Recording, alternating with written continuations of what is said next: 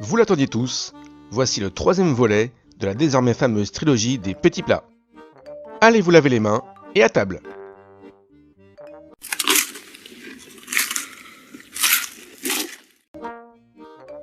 On commence par l'apéro. La gougère est une tradition bourguignonne, plus précisément auxerroise. En effet, elle se consomme lors des dégustations de vin. Si l'on veut goûter plusieurs crus sans finir rond comme une queue de pelle, il vaut mieux éponger en mangeant quelque chose entre chaque verre. On a donc décidé d'offrir ces petits choux au fromage à tous les goûteurs. La gougère est à base de pâte à choux, dont la recette a été rapportée par Catherine de Médicis, avec du gruyère ou du comté et un peu de muscade. Rapidement entrée dans les habitudes culinaires bourguignonnes, elle se présente sous la forme de petits choux individuels, mais aussi en couronne, à découper en petites parts. C'est de toute beauté. On en trouve aujourd'hui dans toutes les boulangeries bourguignonnes. Tous les ans, en mai, est célébrée la fête de la gougère à Fleuny-la-Chapelle avec animation, concours et exposition. Une confrérie, la Guilde des goûteurs de gougère, lui est dédiée.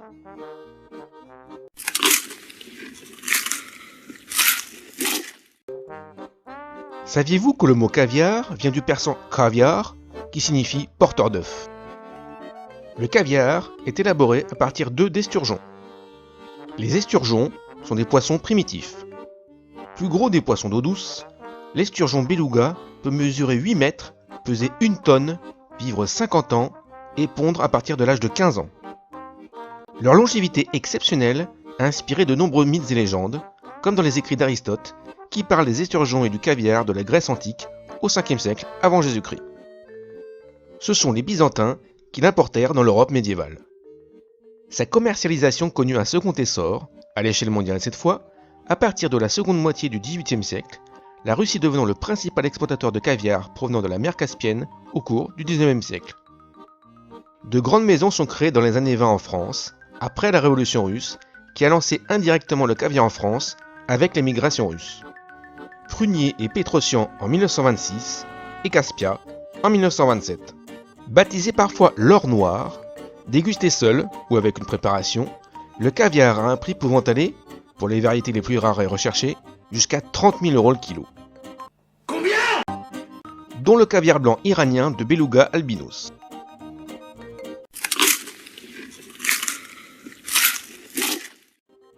Vous devez vous dire que cette salade a des origines antiques et qu'elle fait référence au célèbre général romain.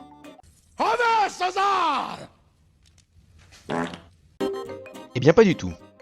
Sa recette remonte au début du XXe siècle, elle n'est pas italienne mais américaine.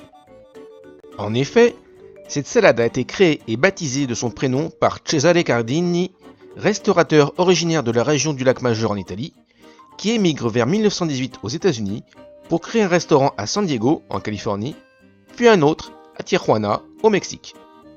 D'après sa fille, cette création serait le résultat d'une rupture d'ingrédients du restaurant, alors qu'un important nombre de clients étaient présents ce 4 juillet 1924, jour de la fête de l'indépendance.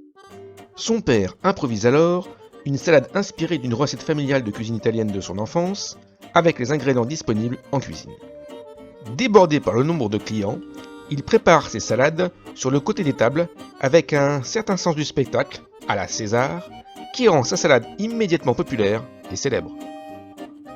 Ses ingrédients: de la laitue romaine, des œufs durs, des croûtons, du parmesan et la fameuse sauce César à base de parmesan râpé, d'huile d'olive, de pâte d'anchois, de moutarde, de jaune d'œuf et de sauce Worcestershire.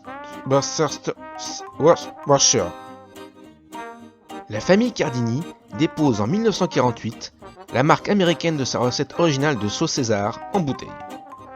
Le restaurant mexicain César de Tijuana est encore en activité, avec la recette originale à son menu.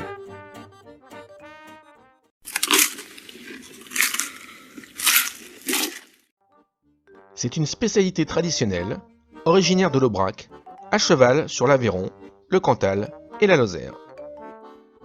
L'aligot est à base de purée de pommes de terre, de tomes fraîches, de crème, de beurre et d'ail.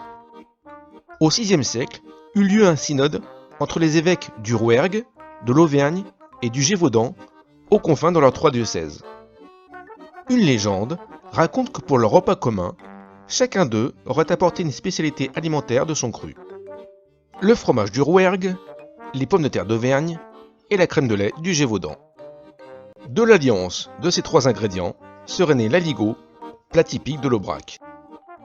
Une croix des 3 évêques fut érigée au XIIIe siècle à la jonction des 3 diocèses en mémoire de ce synode.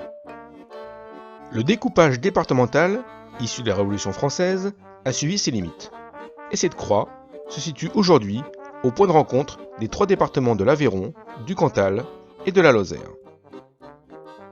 L'aligot, autrefois plat de subsistance familiale, est devenu pour certains un mets de fête, relativement exceptionnel, au point qu'on le surnomme le ruban de l'amitié.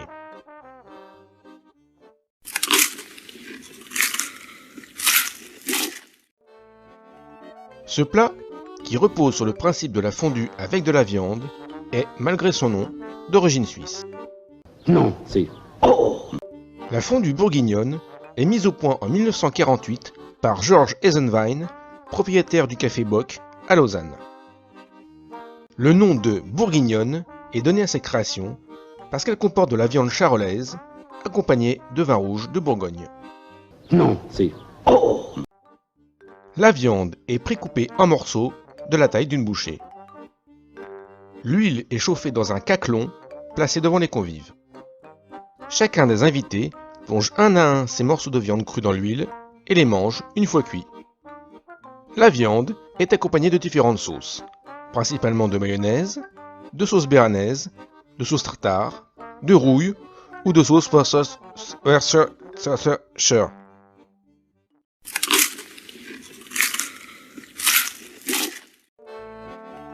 Mais qu'est-ce que c'est que cette matière?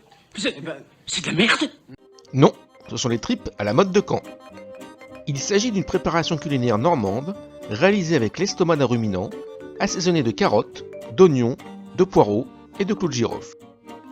L'origine des tripes remonte au Moyen-Âge, où elle comblait déjà Guillaume le Conquérant, au XIe siècle, qui se délectait de ce plat très riche en les accompagnant d'un jus de pomme de Normandie.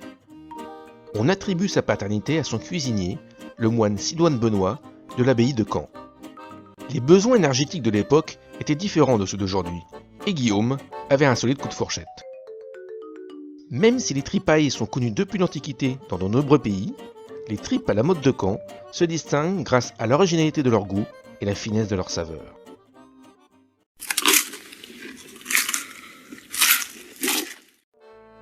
Bon, je vais tout de suite calmer vos ardeurs. Il ne s'agit pas d'un insert érotique dans cette vidéo, J'aime vos seins, enfin, surtout le gauche. mais d'un plat typiquement sicilien.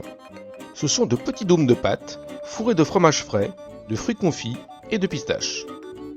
Recouverts d'un glaçage blanc et surmontés d'une petite cerise confite, ils sont servis par 2 et symbolisent la poitrine de la martyre Sainte Agathe. Née au IIIe siècle à Catane, en Sicile, Agathe était d'une très grande beauté et honorait Dieu avec ferveur. Quintien, proconsul de Sicile, était follement amoureux d'elle et souhaitait l'épouser. Mais Agathe ayant refusé ses avances, Quintien la fit jeter en prison. Parmi les tortures qu'elle endura, on lui arracha les seins à l'aide de tenailles. Mais l'apôtre Pierre lui apparut en prison et la guérit de ses blessures. D'autres tortures finirent par lui faire perdre la vie, et son décès fut accompagné d'un tremblement de terre qui ébranla toute la ville. 1 an après sa mort, l'Etna entra en éruption, déversant un flot de lave en direction de Catane. Les habitants s'emparèrent du voile qui recouvrait la sépulture d'Agathe et le placèrent devant le feu, qui s'arrêta aussitôt, épargnant ainsi la ville. Depuis, lors de la fête de Sainte Agathe, du 3 au 5 février, cette pâtisserie très populaire est servie dans tout Catane. Par paire bien sûr.